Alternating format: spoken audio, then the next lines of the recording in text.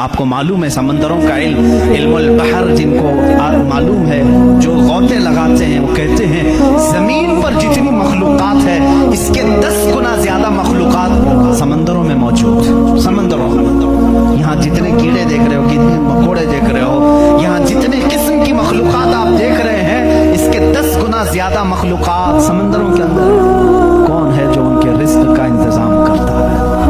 کون ہے ان کی پرورش پر؟ سمندروں کا علم الگ ہے. کہتے ہیں ہم اندر جاتے ہیں تو اس کے اندر اتنی چیزیں کہ ہر بار نئی چیزیں دکھتی ہیں. اور انہوں نے کہا کہ کئی لاکھ قسم کی مچھلیاں گن لی گئی، لیکن ہر بار غوطہ لگاتے ہیں تو پھر نئے رنگ کی مچھلی نظر آتی ہے. ان کو رنگ دیتا کون ہے اس کے اندر؟ عزیزان گرامی، سمندروں کے علم میں لوگوں نے کہا اس کی گہرائیوں میں کیا کیا موجود ہے. کچھ باتیں تو عقل تسلیم کرتی ہیں، جیسے آپ کو میں نے کہا سمندر میں مچھلیاں ہیں، اندر پیڑ پودے بھی ہیں، آپ سب تسلیم کریں گے ہوتے ہوں گے. مخلوقات ہیں، ہاں ہوتے ہوں گے، سب ہوتے ہوں گے. لیکن ایک قرآن کے فرامین تفاسیر میں یہ کہا گیا ہے سمندر کے اندر آگ بھی ہے. اب کہاں سے تسلیم کرو گے؟ سمندر کے اندر آگ ہے، کیسے تسلیم کرو گے؟ ظاہر سی بات ہے تم انکار کرو گے. پانی اور آگ ہو ہی نہیں سکتا، اور وہ بھی پانی ہلکا پھلکا پانی نہیں، سمندر کا جوشیلا پانی. یہاں پر اسلام میں یہ باتیں کہی گئی ہیں کہ سمندر کے اندر آگ ہے. لیکن یہ دنیا کو اس وقت نظر آ گیا جب سونامی آئی تھی. انڈونیشیا میں جو ساحل پر سونامی کی لہریں جنہوں نے دیکھی، جس کی رفتار 2000 کلومیٹر پر آر تھی، 2000 کلومیٹر پر آر کی رفتار سے وہ پانی چل رہا تھا، اور اس کی ہائٹ جو موجوں کی وہ 200 فٹ اونچی تھی. 200 فٹ اونچی لہریں 1000 کلومیٹر پر آر کی رفتار سے جب جا رہی تھی تو مشاہدہ کرنے والوں نے کہا جب وہ لہریں چلتی تھی تو پیچھے آگ کے شعلے نکلتے تھے. سمندر میں آگ کے شعلے نکلتے تھے. آج سائنس اس بات کو تسلیم کر چکا ہے سمندر میں کئی ایسے پہاڑ ہیں جو آتش فشاں ہیں، جن کو وولکینو کہا جاتا ہے. آگ اگلنے والے پہاڑ ہیں، آگ اگلنے والے پہاڑ ہیں. وہ کئی مہینوں میں اور سالوں میں اپنے اندر موجود آگ کو باہر اگلتے ہیں تو سمندر میں طغیانی آ جاتی ہے، سمندر کے اندر موجوں کی بھنور آ جاتی ہے. یہ تمام چیزیں آج سائنس کہہ رہا ہے، میرا مولا قرآن میں اس چیز کو بیان فرما رہا ہے. جبکہ پھر میں آپ کو بتا رہا ہوں قرآن اس ماحول میں اترا جب سائنس نہیں تھا، اور اس رسول پر اترا جو سمندروں کا سفر نہیں کیا تھا. اللہ تبارک و تعالیٰ نے پہاڑوں کے علم کے متعلق قرآن میں بیان فرمایا، ستاروں کے علم کے متعلق، سمندروں کے علم کے متعلق، زمین کا یہ جیو فزک ہو، آسٹرونومی ہو، ستاروں کا آسٹرولوجی ہو، علم الفلکیات ہو، اس کے بعد نباتات، یہ پیڑ پودوں کے علم کے لیے بھی قرآن موجود ہے. اللہ رب العزت ان کے متعلق بھی فرما رہا ہے ان کے جوڑ بنائے گئے. آج دنیا یہ کہہ رہی ہے کہ ایک پیڑ کو دوسرے پیڑ سے لگاتے ہیں تو پھل اچھے آتے ہیں، پھل اچھے آتے ہیں. یہ حدیث پاک میں ملتا ہے. مدینہ طیبہ میں کلمی کرتے تھے صحابہ اس وقت کھجوروں کی. عزیزان گرامی، پیڑ پودوں کی جب تحقیقات ہوتی ہیں تو اب اس پر بھی سائنس حیران ہے کہ ہم نے پھولوں کو دیکھا، یہ پھول جب کھلتے ہیں تو اس میں اچانک آ کر کے پینٹ کون کر جاتا ہے، یہ رنگ کون ڈالتا ہے.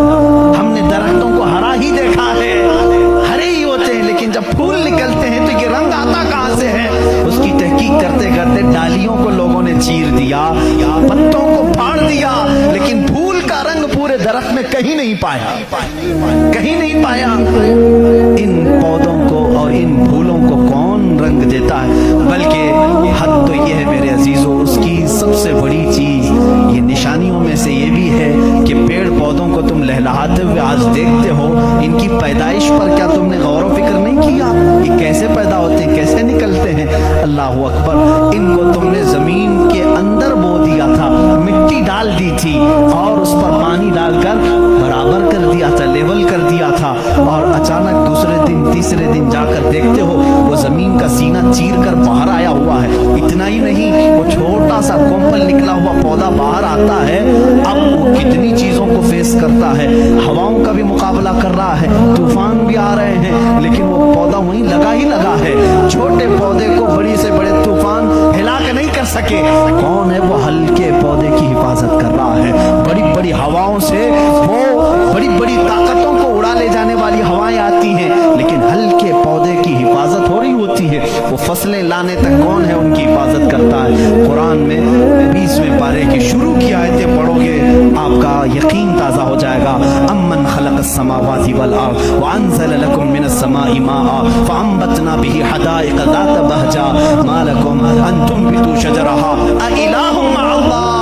क्या अल्लाह के सिवा कोई है? अल्लाह फरमाता है कौन है जिसने ज़मीन को तुम्हारे लिए करार बनाया? कौन है जो ज़मीन को फाड़ करके उसमें नहरें बनाया? कौन है जो तुम्हारे लिए आसमानों को छत बनाया? कौन है जो इसमें से तुम्हें रंग बिरंगे पौधे निकालता है? क्या अल्लाह के सिवा कोई है? इलाहुम मअल्लाह। इस तरह की 5 आयतें जिसमें सवाल है इलाहुम मअल्लाह, क्या अल्लाह के सिवा कोई है?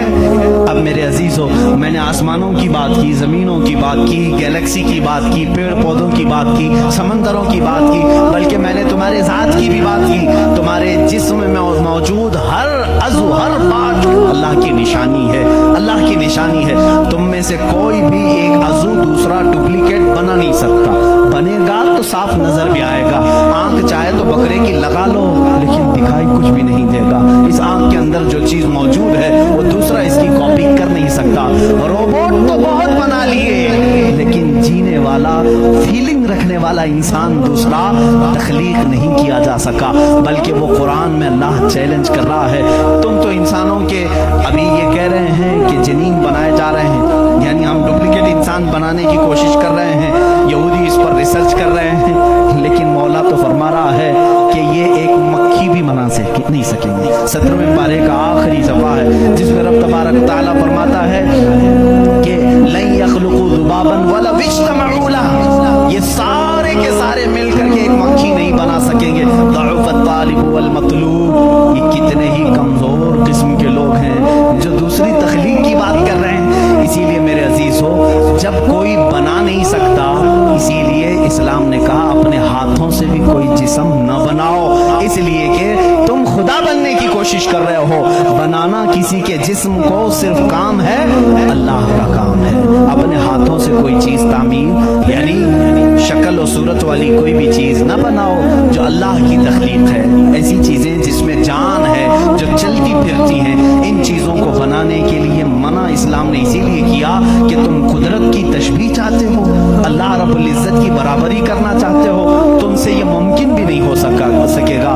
देखते हो आज हमारे यहाँ नाटक है, हमारे यहाँ लोगों का अंधविश्वास हम देख रहे हैं। बेवकूफ़ी की हद हो गई आज भी कि लोग अपने हाथों से जिसको बनाए। मैं आपको बनाऊं, खुदा कौन है, तुम्हारा यकीन क्या होना चाहिए और दुनिया क्या चाहती है, मैं सबको खुलेआम मैसेज दे रहा हूँ सबके लिए। कुछ लोग ये समझते हैं हमको खुदा बनाना पड़ेगा, पैसे लाना पड़ेगा, बना नहीं सकते तो मार्केट में जाना पड़ेगा, लाल पीला काला नीला खुदा खरीद करके लाना पड़ेगा, और उसके हाथ भी होंगे, 4 होंगे कि 5 होंगे कि 6 होंगे, ऐसे हाथों वाला हमको लाना पड़ेगा। कैसे? अरे वो खुदा चल के भी नहीं आएगा, उसको उठा करके लाना पड़ेगा, बैठेगा खुद नहीं बिठाना पड़ेगा, सोएगा खुद नहीं सुलाना पड़ेगा, और उठेगा भी खुद नहीं उठाना पड़ेगा, और उसे वो डूबेगा भी खुद नहीं डुबाना पड़ेगा, टूटेगा भी खुद नहीं तोड़ना पड़ेगा, खाएगा कुछ नहीं उसे जबरदस्ती खिलाना पड़ेगा लोगों को दिखाने के लिए। लोगों ने अगर अपने दिमाग से इसको खुदा समझा है तो मैं कहता हूँ मुसलमान का अकीदा ये है, मैं मजबूर हूँ, मैं अगर नहीं सो सकता तो वो सुलाता है, मैं अगर उठ नहीं सकता तो वो उठाता है, मैं खुदा को उठाता नहीं, मैं खुदा को बिठाता नहीं, बल्कि मेरा अकीदा ये है खुदा मुझे बिठाता है, खुदा मुझे चलाता है, खुदा मुझे सुलाता है, खुदा मुझे खिलाता है, खुदा मुझे पिलाता है, जब मुझे भूख लगे तो वो खिलाता है, जब मैं नंगा हूं तो वो पहनाता है, जब मेरी जान चली जाए तो वो मेरा हिसाब करता है। हम उस खुदा की तस्लीम, उस खुदा का अकीदा रखते हैं कि हम मोहताज हैं, वो मालिक व मुख्तार है। अकीदा ये हो अपने हाथों से बनाई हुई चीज को, अरे तुम्हें तो फख्र करना चाहिए। अरे आज तू खुदा बना बैठा है, उसको फख्र से देखो, कहो अरे तू क्या खुदा है, मैं ही तो बनाया हूँ तुझे। कभी बनाने वाला ये कह सकता है ना। और कोई आकर के, सारे लोग इबादत कर रहे हो, कोई आकर के सामने कह दिया सारे भक्तों के पास कि तुम इसको खुदा कह रहे हो, मैं तो लातों से गूंद के बनाया था इसको, मैं तो अपने हाथों से इसको बनाया, तो इज्जत क्या रहेगी। इसीलिए आपने देखा इस्लाम का अकीदा वहदानियत ये है, अकीदा खुदा ये है कि हमने आज तक करोड़ों मस्जिदें हैं, कभी हमने खुदा की जिस्म तो दूर की बात है, कोई शक्ल और तस्वीर भी मस्जिदों में नहीं रखी। क्यों? इसलिए कि अगर तस्वीर लगेगी कहीं खुदा की तो हम उसको खुदा तस्लीम ही नहीं करते, क्योंकि खुदा वो है जो किसी की आंख में आ नहीं सकता, और अगर किसी की आंख में आ गया तो वो खुदा हो नहीं सकता। जो आंख में आ गया वो खुदा हो नहीं सकता। सिर्फ और सिर्फ दुनिया में इस्लाम वो है जो बगैर देखे उसकी बारगाह में झुक जाता है। दुनिया सामने देख कर ये झुकती है और मोमिन बगैर देखे उसके सामने झुकता है। यही तुम्हारी सबसे बड़ी सिफत है ईमान वालों, जो कुरान कहता है युमिनून बिल गैब, ये वो बंदे हैं जो गैब पर ईमान लाते हैं। अब यहाँ आखिरी बात मैं करने आता हूँ, मेरा वक्त तवील हो गया। ऐ मौला तेरी निशानियां बहुत हैं, आसमान तूने बनाया, जमीन तूने बनाया, सितारे तेरे हैं, समंदरों का इल्म तूने इंसानों को दिया, सब कुछ तूने बनाया, लेकिन मेरा अकीदा, मेरा विजदान ये कहता है एक कायनात में सबसे बड़ी अगर कोई निशानी है तो मोहम्मद रसूलुल्लाह की जात है। फिर भी इसीलिए कहा मक्का के वो कुफार पूरी कायनात के सबसे बड़े काफिर हैं कि अल्लाह की सबसे बड़ी निशानी को देख करके भी ईमान नहीं ला सके, इसलिए कि वो रसूल ही बजाते खुद अल्लाह की एक ऐसी निशानी है। चेहरा व दुहा है, जुल्फे व लैल है, और दस्ते मुबारका और गले का नर्म और नाजुक अंदाज ये है कि इंसान देख करके हैरत में रह जाता था। मुस्तफ़ा करीम सल्लल्लाहु अलैहि वसल्लम की ज़ात पर जब मैं गुफ्तगू करूंगा इंशाअल्लाह ये बताऊंगा मेरे अजीजों कि कायनात में सबसे बड़ी निशानी मेरे नबी की ज़ात है, मेरे आका की ज़ात है। और ये भी आपको तस्लीम करना पड़ेगा, आज हम जो झुक रहे हैं मस्जिदों में बगैर खुदा को देखे हुए, किसने बताया कि खुदा है? अगर वो मोहम्मद ना होते तो हमको खुदा का इदराक भी ना होता। इसीलिए हम कहते हैं, मैं मानता हूँ अक्ल वालों मेरा मोहम्मद खुदा नहीं है, मगर दिलों में ये नक्श कर लो कि वो खुदा से जुदा नहीं।